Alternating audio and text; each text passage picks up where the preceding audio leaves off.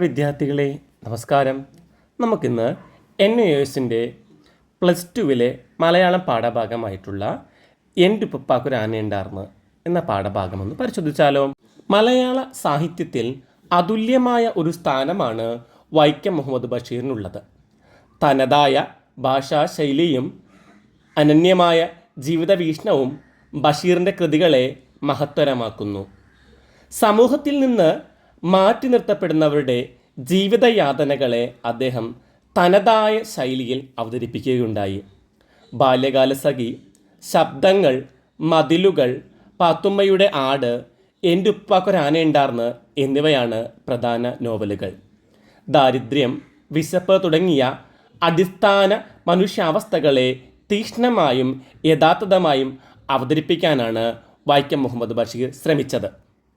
കേരളീയ മുസ്ലിം സമുദായം പഴമയുടെ മാമൂൽ വ്യവസ്ഥകൾ ഭേദിച്ച് ആധുനിക ജീവിതക്രമത്തിലേക്ക് നടന്നു നീങ്ങുന്നതിൻ്റെ സാഹിത്യ സാക്ഷ്യമാണ് എൻ്റെ ഉപ്പാക്കൊരാനയുണ്ടാർന്ന് എന്ന നോവൽ. ഒന്നുകൂടി പറയാം. കേരളീയ മുസ്ലിം സമുദായം പഴമയുടെ മാമൂൽ വ്യവസ്ഥകൾ ഭേദിച്ച് ആധുനിക ജീവിതത്തിലേക്ക് നടന്നു നീങ്ങുന്നതിൻ്റെ സാഹിത്യ സാക്ഷ്യമായിരുന്നു എൻ്റെ ഉപ്പാക്കൊരാനയുണ്ടാർന്ന് എന്ന നോവൽ. ബഷീറിൻ്റെ ഈ നോവലിലെ ഒരു കുരുവിയുടെ കരച്ചിൽ എന്ന 6-ാം അധ്യായമാണ് പാഠഭാഗം. മുസ്ലിം സമുദായ പശ്ചാത്തലത്തിൽ രചിക്കപ്പെട്ട ഒരു നോവലാണ് എൻ്റെ ഉപ്പാക്കൊരു ആനയുണ്ടാർന്ന് എന്നത്. കുഞ്ഞുപാത്തുമ്മ എന്ന 21-കാരിയുടെ പ്രണയ വൃത്താന്തത്തോടൊപ്പം പുതിയ സാമൂഹ്യ വ്യവസ്ഥയിലേക്ക് പതിയെ മുന്നേറുന്ന മുസ്ലിം സമുദായത്തിൻ്റെ പരിവർത്തന ചരിത്രം കൂടി ബഷീർ ഈ നോവലിൽ വരച്ചു കാട്ടുന്നു. കുഞ്ഞുപാത്തുമ്മ മുറ്റത്ത് വെച്ച് തന്നെ ഒരു കുരുവിയുടെ കരച്ചിൽ കേട്ടു. കുറെ അങ്ങ് ചെന്നപ്പോൾ അവൾ കാണുകയും ചെയ്തു. 2 കുരുവികൾ തമ്മിൽ കൊത്തുപിടിക്കുന്നു. അതിലൊന്ന് വല്ലാതെ നിലവിളിക്കുകയാണ്. അവരെന്തിനാണ് വഴക്കിടുന്നത്? അവൾ ഒച്ചയുണ്ടാക്കി. കുരുവികൾ ദൂരെ പറന്നുപോയി. ആമ്പൽ പൊയ്കയുടെ അടുത്തുകൂടി അടുത്ത പുരയിടത്തിലേക്കുള്ള വലിയ തെങ്ങിൻ പാലത്തിൽ അവൾ കയറിയപ്പോൾ കുരുവികൾ 2 പുളിമരത്തിലിരുന്നു വീണ്ടും കൊത്തുപിടിക്കുന്നത് കണ്ടു. തന്നെയുമല്ല, ഒന്ന് കരയുകയും ചെയ്യുന്നുണ്ട്. പരുന്ത് റാഞ്ചിക്കൊണ്ടുപോകുന്ന കോഴിക്കുഞ്ഞിനെ പോലെ സഹായത്തിന് അഭ്യർത്ഥിക്കുകയാണ്. അവൾക്ക് വല്ലാത്ത വിഷമം തോന്നി. അവർ പാളയും കയറും താഴെയിട്ടിട്ട് കുരുവിയുടെ അടുത്തേക്ക് ഓടിച്ചെല്ലുന്നു. എന്തിനാണ് വഴക്കിടുന്നത്? ചുമ്മാ ഇരി എന്ന് അവൾ വളരെ സാധ്യതയോടെ പറഞ്ഞു നോക്കി. കുരുവികൾ കൂട്ടാക്കുന്നില്ല കേട്ടോ. രൗദ്രതയോടെ ഒന്ന് മറ്റൊന്നിനെ കൊത്തുകയാണ്. വളരെ ചെറിയ കിളികളാണെങ്കിലും എന്തൊരു വലിയ മൂച്ചാണവർക്ക്. സ്വതന്ത്രമായി പക്ഷികൾ തമ്മിൽ വഴക്കിടുന്നത് ആദ്യമായിട്ടല്ല അവൾ കാണുന്നത്. പരുന്തുകൾ, കാക്കകൾ, മൈനകൾ എന്നിവരുടെ കൊത്തുപിടിയും വഴക്കുമെല്ലാം കുഞ്ഞുപാത്തുമ്മ കണ്ടിട്ടുണ്ട്. കുരുവികൾ കൊത്തുകൂടുന്നത് കണ്ടപ്പോൾ അത് ഭാര്യയും ഭർത്താവും തമ്മിലുള്ള വഴക്കാണോ എന്നാണ് കുഞ്ഞുപാത്തുമ്മക്ക് സംശയം തോന്നുന്നത്. കാരണം അവൾ സ്വന്തം വീട്ടിൽ സ്ഥിരമായി മാതാപിതാക്കളുടെ വഴക്ക് കാണുന്നതാണ്. മുട്ടയിടാറായ ഒരു പെൺകുരുവിയാണ് മുറിവേറ്റ് തൻ്റെ കയ്യിലിരിക്കുന്നതെന്ന് മനസ്സിലായപ്പോൾ റബ്ബേ, കെട്ടിയോളാണ് എന്ന് അവൾ അന്തം വിട്ട് പറഞ്ഞു പോകുന്നുണ്ട്. കുരുവികളുടെ വഴക്ക് കുഞ്ഞുപാത്തുമ്മയുടെ മനസ്സിൽ എന്ത് ചിത്രമാണ് കൊണ്ടുവന്നതെന്ന് മനസ്സിലായല്ലോ. അപ്പോൾ കുരുവികൾ കൊത്തുകൂടുന്നത് കണ്ടപ്പോൾ ഭാര്യയും ഭർത്താവുമാണോ എന്ന് അവൾ സംശയിക്കുന്നുണ്ട്. അവൾ സ്വന്തം വീട്ടിൽ തൻ്റെ വാപ്പയും ഉമ്മയും വഴക്കിടുന്നത് കണ്ടിട്ടുമുണ്ട്. മുട്ടയിടാറായ ഒരു പെൺകുരുവിയാണ് മുറിവേറ്റ് തൻ്റെ കയ്യിലിരിക്കുന്നതെന്ന് മനസ്സിലായപ്പോൾ റബ്ബേ, കെട്ടിയോളാണ് എന്ന് കുഞ്ഞുപാത്തുമ്മ പറഞ്ഞ് അന്തം വിട്ടു പോകുന്നുണ്ട്. പറഞ്ഞ കേൾക്കില്ല, ചുമ്മാ ഇരി, എന്തിനാ അതിനെ കൊത്തണത്? കുഞ്ഞുപാത്തുമ്മ കുരുവികളോട് ചോദിക്കുന്നതാണ് കേട്ടോ. ആ വഴക്കിൽ ഒരണ്ണാനും ഇടപെടുന്നുണ്ടായിരുന്നു. അതാ പുളിയുടെ തടിയിൽ പറ്റിയിരുന്ന് ധുസ് ധുസ് എന്ന് വിലക്കുന്നുണ്ടായിരുന്നു. അണ്ണാനോടും കുഞ്ഞുപാത്തുമ്മ പറഞ്ഞു, പറഞ്ഞാൽ കേൾക്കുകയില്ല. പക്ഷികളുടെ കാര്യത്തിൽ പക്ഷികളല്ലാത്തവർ ഇടപെടുന്നത് ശരിയല്ല എന്നൊരു പരുഷമായ ഉപദേശം പോലെ മരം കൊത്തിയൊന്ന് ചിലയ്ക്കുകയുണ്ടായി. കൊത്തുപിടിച്ച് അവസാനം ഒരു കുരുവി തോട്ടിൽ വീണു. തോട്ടിൽ വീണ കുരുവിയെ രക്ഷിക്കാനായി കുഞ്ഞുപാത്തുമ്മ തോട്ടിലേക്ക് ഇറങ്ങുന്നു. അവൾ തോട്ടിലേക്ക് തെറിച്ചു വീഴുന്നു. ഇടത് കൈയിൽ മുറിവേറ്റ് നന്നായി ചോര വരുന്നു. തൻ്റെ വേദന കാര്യമാക്കാതെ കുഞ്ഞുപാത്തുമ്മ കുരുവിയെ കയ്യിലെടുത്തു. വെള്ളത്തിന് പകരമായി തൻ്റെ കയ്യിലെ ചോരത്തുള്ളികൾ കുരുവിയുടെ കൊക്കിലിറ്റിച്ചു കൊടുത്തു. കഞ്ഞിപ്പാട പോലെ നേരിയ അതിൻ്റെ വയറ്റിലെ അടിയിലൂടെ ചെറുമുട്ടകൾ കണ്ടപ്പോൾ കുഞ്ഞു പാത്തുമ്മ അന്തം വിട്ടു നിന്നുപോയി. അതൊരു കെട്ടോള് കുരുവിയാണെന്നവൾ തിരിച്ചറിഞ്ഞു. അവളുടെ ഉള്ളിൽ കാരുണ്യം നിറഞ്ഞു. പ്രപഞ്ചത്തിലെ ചരാചരങ്ങളെ സമഭാവനയോടെ കാണുന്ന മനോഭാവമാണ് ബഷീറിനുണ്ടായിരുന്നത്. അഗാധമായ കാരുണ്യത്തിൻ്റെയും മനുഷ്യസ്നേഹത്തിൻ്റെയും പ്രഭ അദ്ദേഹത്തിൻ്റെ കഥാപാത്രങ്ങളിലും പ്രകടമാണ്. ഇവിടെ അത്തരത്തിൽ പ്രപഞ്ചത്തിലെ ചരാചരങ്ങളോടും സമഭാവനയോടെ കാണുന്ന കഥാപാത്രമായിട്ടാണ് കുഞ്ഞു പാത്തുമ്മയെ ബഷീർ അവതരിപ്പിച്ചിരിക്കുന്നത്. പ്രകൃതിയും മനുഷ്യനും ജീവജാലങ്ങളും കഥാപാത്രങ്ങളുമെല്ലാം അദ്ദേഹത്തിൻ്റെ മിക്ക കൃതികളിലും കടന്നു വരുന്നുണ്ട്. സ്വന്തമായ വാക്കുകളും ശൈലി ഉപയോഗിച്ചുകൊണ്ടാണ് ബഷീർ തൻ്റെ കൃതികൾ എഴുതിയിട്ടുള്ളത്. കുഞ്ഞുപാത്തുമ്മ ആ പറമ്പിലെ ജലാശയവും ആമ്പൽപ്പൂക്കളും ആസ്വദിക്കുന്നുണ്ട്. പ്രകൃതിയിലെ ജീവജാലങ്ങളുമായി സംവദിച്ചു. അതിൽ ആഹ്ലാദവും ആശ്വാസവും കണ്ടെത്തി. അതേസമയം കലുഷിതമായ ഗാർഹിക അന്തരീക്ഷം അവളെ ദുഃഖിതയും അസ്വസ്ഥതയും ആക്കുന്നുണ്ട്. മാതാപിതാക്കൾ തമ്മിൽ പലപ്പോഴും കലഹമാണ്. ഉമ്മ ബാപ്പയെ പലപ്പോഴും കയ്യേറ്റം ചെയ്യാറുണ്ട്. അതവളെ ഭയപ്പെടുത്തുന്നുണ്ട്. പാത്തുമ്മയുടെ എല്ലാ ജീവജാലങ്ങളുള്ള സ്നേഹം പ്രകടമാകുന്ന ഒരു രംഗം നമുക്ക് നോക്കാം. നീ കാരണം കൈയെല്ലാം കീറിപ്പോയി എന്ന് പറഞ്ഞ് ഇടത് കൈയുടെ വിരലുകൾ കൊണ്ട് അതിൻ്റെ ചുണ്ടുകൾ പതുക്കെ പിളർത്തി. വലത് കൈയുടെ ചുണ്ടുവിരലിൽ ഒരു തുള്ളി ചോരയെടുത്ത് അവൾ വായിൽ ഇറ്റിച്ചു കൊടുത്തു. എന്നിട്ടതിൻ്റെ ചിറവുകൾ ശരിക്കു വെച്ചു. അതിന് പതുക്കെ തിരിച്ച് അതിൻ്റെ വയർ കണ്ടപ്പോൾ റബ്ബേ കെട്ടിയോളാണ്. ഈ സന്ദർഭത്തിലെല്ലാം കുഞ്ഞുപാത്തുമ്മയുടെ പ്രകൃതി സ്നേഹവും പ്രപഞ്ച സ്നേഹവും നമുക്ക് കാണാൻ സാധിക്കും. കുഞ്ഞുപാത്തുമ്മ ആരെയും ഇതുവരെയും വേദനിപ്പിച്ചിട്ടില്ല. ഒരു ഉറുമ്പിനെ പോലും ദ്രോഹിച്ചിട്ടില്ലെന്ന് പറയാം. റബ്ബുൽ ആലമീനായ തമ്പുരാൻ്റെ സൃഷ്ടികളിൽ ഒന്നിനെയും അവർ വെറുത്തിട്ടില്ല. ചെറുപ്പം മുതൽക്കേ എല്ലാ ജീവജാലങ്ങളോടും ഇഷ്ടമായിരുന്നു. കനിവുള്ള മനസ്സുള്ളവളായതുകൊണ്ടാണ് കുരുവിയുടെ കരച്ചിൽ അവളെ വേദനിപ്പിച്ചത്. കുരുവിയെ രക്ഷിച്ചെങ്കിലും കുഞ്ഞുപാത്തുമ്മക്ക് തോട്ടിൽ നിന്ന് മുന്നോട്ട് കയറാൻ സാധിക്കുന്നില്ല. വഴി കാണാതെ ഉയരുന്ന അവളെ തുണയ്ക്കാനെത്തുന്നത് നിസാർ അഹമ്മദ് എന്ന കഥാപാത്രമാണ്. കരിയിലകൾ വീണ് തൂർന്നു കിടക്കുന്ന തോട്ടിൽ നിന്ന് നിസാർ അഹമ്മദ് കുഞ്ഞുപാത്തുമ്മയെ കൈപിടിച്ച് മേലോട്ട് കയറ്റുന്നു. ഇതൊരു സൂചനയാണ്.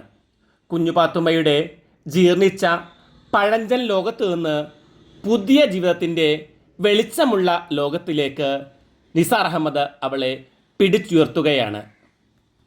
മുസ്ലിം സമുദായത്തിലെ മാറ്റത്തിൻ്റെ പ്രതിനിധിയായിട്ടാണ് നിസാർ അഹമ്മദിനെ ബഷീർ ഈ നോവലിൽ അവതരിപ്പിക്കുന്നത്. വിദ്യാസമ്പന്നനും കവിയുമാണ് അദ്ദേഹം. പരിഷ്കൃതമായ ആശയങ്ങൾ ഉള്ളവനാണ്. വെളുത്ത വസ്ത്രങ്ങൾ ധരിച്ച ചെറുപ്പക്കാരൻ. മുടി ക്രോപ്പ് ചെയ്തിരിക്കുന്നുവെന്ന് എടുത്തു പറഞ്ഞത് അയാൾ പഴയ സാമൂഹ്യശീലങ്ങളുടെ അടിമയല്ല എന്ന് സൂചിപ്പിക്കാൻ വേണ്ടിയാണ്. മുടി ക്രോപ്പ് ചെയ്തിരിക്കുന്നുവെന്ന് എടുത്തു പറയുന്നത് നിസാർ അഹമ്മദ് പഴയ സാമൂഹ്യശീലങ്ങളുടെ അടിമയല്ല എന്ന് കാണിക്കുന്നതിന് വേണ്ടിയാണ്.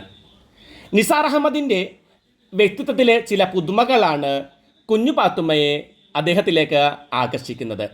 രൂപത്തിലും ഭാവത്തിലും അവൾക്ക് പരിചയമുള്ള മറ്റുള്ള ആളുകളിൽ നിന്ന് വളരെ വ്യത്യസ്തനായിരുന്നു നിസാർ അഹമ്മദ്. സ്നേഹവും സന്തോഷവും ആഗ്രഹിക്കുന്ന കുഞ്ഞുപാത്തുമ്മയ്ക്ക് പ്രസാദവാനും തുറന്ന മട്ടുകാരനുമായ നിസാർ അഹമ്മദിനോട് അനുരാഗം തോന്നുന്നതിൽ അത്ഭുതമൊന്നുമില്ല. വെറുമൊരു നാട്ടിൻപുറത്തുകാരിയും പഠിപ്പില്ലാത്തവളുമായ കുഞ്ഞുപാത്തുമ്മയെ നിസാർ അഹമ്മദിന് ഇഷ്ടമായതോ അവളുടെ കൃത്രിമമല്ലാത്ത പെരുമാറ്റവും ഒരു ചെറു കുരുവിയോട് പോലും കാരുണ്യം പുലർത്തുന്ന ശുദ്ധ മനസ്സുമായിരിക്കണം കാരണം. രണ്ടുപേരും പരസ്പരം നന്മ തിരിച്ചറിഞ്ഞിരുന്നു എന്നതാണ് കാര്യം. മുൻ പരീക്ഷകളിലെല്ലാം ചോദിച്ചിട്ടുള്ള ഒരു ചോദ്യമാണ് എൻ്റെ ഉപ്പാക്കൊരു ആനയുണ്ടാർന്ന് എന്ന നോവലിലെ പ്രപഞ്ച വീക്ഷണം. വളരെ ഇമ്പോർട്ടൻ്റ് ആയിട്ടുള്ളൊരു ചോദ്യമാണ് കേട്ടോ. അതൊന്ന് നോക്കാം നമുക്ക്. ജീവികളായ സകല ജീവികളും ഭൂമിയുടെ അവകാശികളാണ്. ജീവികളായ സകല ജീവികളും ഭൂമിയുടെ അവകാശികളാണ്. ദൈവം തമ്പുരാൻ്റെ കോടാനുകോടി സൃഷ്ടികൾക്ക് തുല്യമായ പ്രാധാന്യമാണ് ഉള്ളത് എന്ന് ബഷീർ വിശ്വസിച്ചിരുന്നു. ഈ ഭൂമിയിലെ എല്ലാ ജീവജാലങ്ങൾക്കും ഭൂമിയിൽ തുല്യ പ്രാധാന്യമാണ് ഉള്ളത്. നിഷ്കളങ്കയും നിരക്ഷരയുമായ കുഞ്ഞുപാത്തുമ്മയും ഈ രീതിയിൽ തന്നെയാണ് വിശ്വസിക്കുന്നത്. അവളെ സംബന്ധിച്ച് തന്നെ പോലെ തന്നെ ഈ ഭൂമിയിൽ അധികാര അവകാശങ്ങളുള്ള ജീവികളാണ് കുരുവികളും മരംകൊത്തികളും പാമ്പും പഴുതാരയും എല്ലാം തന്നെ. അപ്പോൾ ഈ ഭൂമിയിലെ അധികാരത്തിന് അവകാശികളാണ് ഈ ഭൂമിയിലെ എല്ലാ ജീവജാലങ്ങളും. സ്വയം അപകടത്തിൽപ്പെട്ടും അവൾ താഴെ വീണ കുരുവിയെ രക്ഷിക്കാൻ ശ്രമിക്കുന്നു.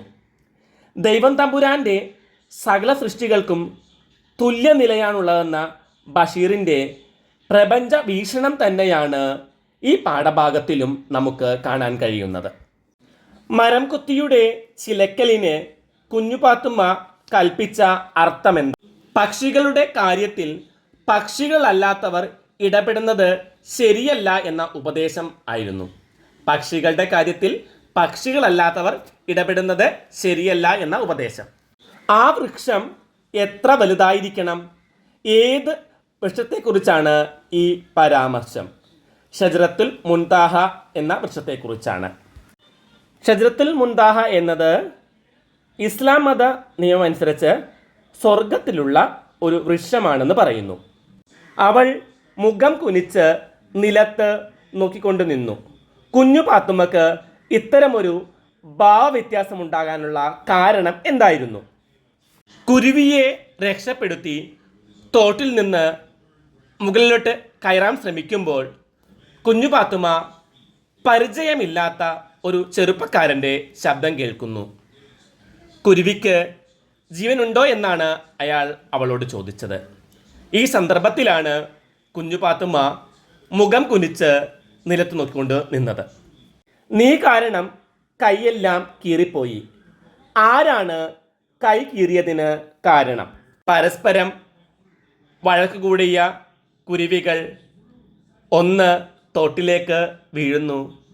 തോട്ടിൽ വീണ കുരുവിയെ രക്ഷിക്കാൻ വേണ്ടി കുഞ്ഞു പാത്തുമ്മ തോട്ടിലിറങ്ങുന്നു. അപ്പോഴാണ് കുഞ്ഞു പാത്തുമ്മയുടെ കൈ കീറുന്നത്. ആ പെൺകുരുവി കാരണമാണ് കുഞ്ഞു പാത്തുമ്മയുടെ കൈകൾ കീറിയത്. കുഞ്ഞു പാത്തുമ്മ പുകഞ്ഞ് ഇല്ലാതായി പോയത് എപ്പോൾ? കെട്ടിക്കാൻ പ്രായം കഴിഞ്ഞിരിക്കുന്ന ഒരു മുസ്ലിം പെൺകുട്ടിയായ താൻ കണ്ടിട്ടും കേട്ടിട്ടുമില്ലാത്ത ഒരു ആൺ ചെറുക്കനോട് വർത്തമാനം പറഞ്ഞു എന്നോർത്തപ്പോഴാണ്. കെട്ടിക്കാൻ പ്രായം കഴിഞ്ഞിരിക്കുന്ന ഒരു മുസ്ലിം പെൺകുട്ടിയായ താൻ കണ്ടിട്ടും കേട്ടിട്ടുമില്ലാത്ത ഒരു ആൺ ചെറുക്കനോട് വർത്താനം പറഞ്ഞു എന്നോർത്തപ്പോഴാണ്. ഒരു പ്രധാനപ്പെട്ട ചോദ്യം കൂടി നോക്കാം. നിസാർ അഹമ്മദ് എന്ന കഥാപാത്രത്തെ പരിചയപ്പെടുത്തുക. നിസാർ അഹമ്മദ് വിദ്യാഭ്യാസമുള്ളവനും പരിഷ്കൃതനും പുരോഗമന ചിന്താഗതിക്കാരനുമായ വ്യക്തിയാണ്. മുസ്ലിം സമുദായത്തിലെ മാറ്റത്തിൻ്റെ പ്രതിനിധിയാണ് നിസാർ അഹമ്മദ്. വിദ്യാസമ്പന്നനായിരുന്നു, കവിയുമായിരുന്നു അദ്ദേഹം.